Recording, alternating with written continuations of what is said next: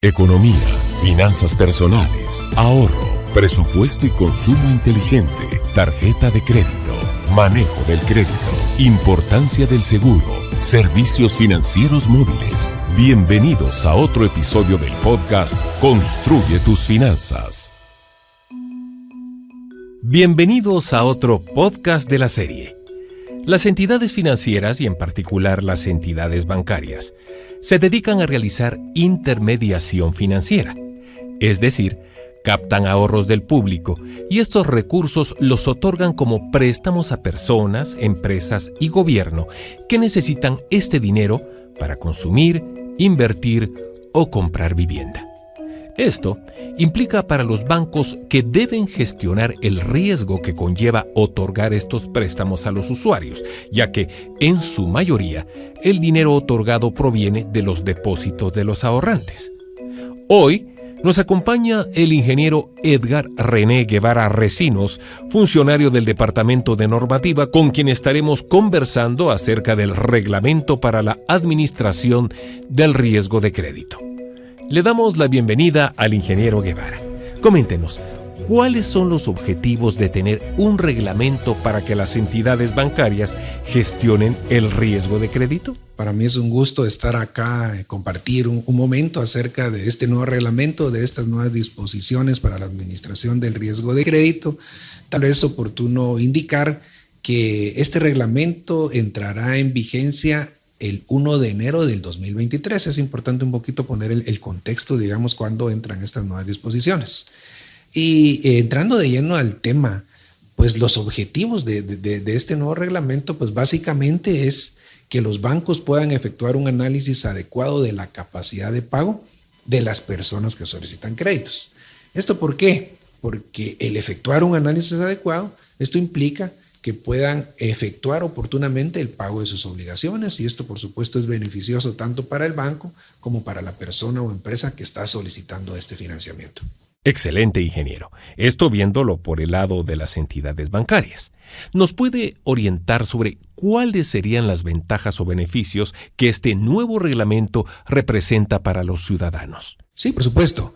Este nuevo reglamento o esta nueva disposición, pues en primer lugar, pretende contar con un sistema bancario mejor preparado para afrontar los riesgos en este mundo cambiante y en temas de regulación. Es así aquí en Guatemala y en todo el mundo. Las disposiciones se tienen que ir actualizando, hay estándares, hay prácticas que demandan este tipo de actualizaciones. Por supuesto, fortalece la estabilidad y genera confianza en los usuarios que depositan su dinero en los bancos. Entonces, en ese sentido va un poquito orientada la respuesta, es decir, cuando hay más confianza, pues las personas pueden depositar su dinero en los bancos y, por supuesto, esto permitirá que las entidades bancarias puedan continuar otorgando créditos a personas o empresas que demandan estos recursos. Entonces, ¿cuál es el enfoque del reglamento? Lo que pretende el reglamento es fortalecer la gestión del riesgo de crédito por parte de los bancos. En ese sentido está orientada la regulación y en este caso el nuevo reglamento. Muy bien. Y en ese sentido, ¿cuáles serían las recomendaciones para los usuarios en las etapas antes de solicitar un préstamo, cuando ya se tiene un préstamo y al concluir la relación de un crédito con un banco? Sí, claro, este es un tema importante, por supuesto. Antes de solicitar un préstamo, hay que informarse bien acerca de las condiciones del crédito.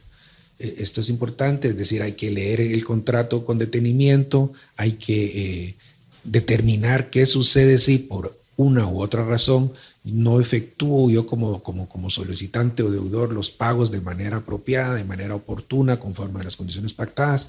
¿Qué pasa si caigo en mora? Esto es fundamental. Debe analizarse con mucho detenimiento el documento que se va a suscribir o se va a firmar, mediante el cual pues una persona se obliga, en este caso, a cumplir con esas obligaciones que se contraen. Cuando ya se tiene un préstamo, es muy importante pagar puntualmente las cuotas de capital e intereses. Esto, por supuesto, es fundamental para que la persona pues, no se vea afectado su récord crediticio, evitar algún inconveniente con el banco o la institución que le otorga el financiamiento. Y al concluir o cancelarlo, es recomendable solicitar el finiquito correspondiente. Muy bien, ingeniero.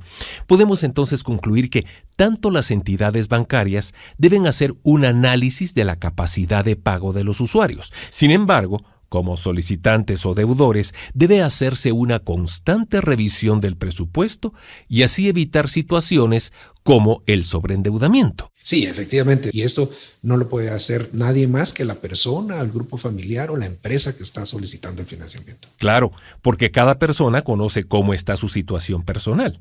Existe también la práctica de procurar no destinar más del 30% de los ingresos al pago de préstamos para que la persona pueda cubrir los pagos de bienes y servicios esenciales.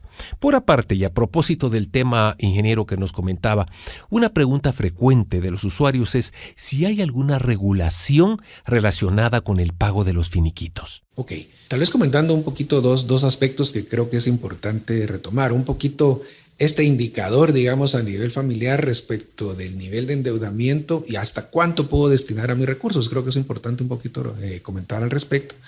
Y ha habido un indicador muy utilizado a nivel mundial, y Guatemala no es la excepción, respecto a que más allá de un 30 o un 35% de los ingresos de una persona o de una familia no debieran destinarse al pago, digamos, de una obligación financiera o de un crédito. Este es un buen indicador porque hay otros compromisos familiares que deben atenderse: presupuesto, educación, salud, algún imprevisto. Entonces es muy importante, digamos, tener bien claro eso a la hora de solicitar un financiamiento. Con respecto al tema de los finiquitos, este es otro tema relevante, que básicamente cuando vemos un poquito el artículo 42 de la Ley de Bancos y Grupos Financieros, este artículo establece que las condiciones de un crédito se pactan libremente. Es decir, el usuario y la institución pactan la tasa de interés, las comisiones, los otros recargos. Con el tema de finiquito debiera de alguna forma quedar establecido, digamos, en el contrato si va a tener un costo o no, digamos, el solicitar o el emitir este finiquito por parte de la institución.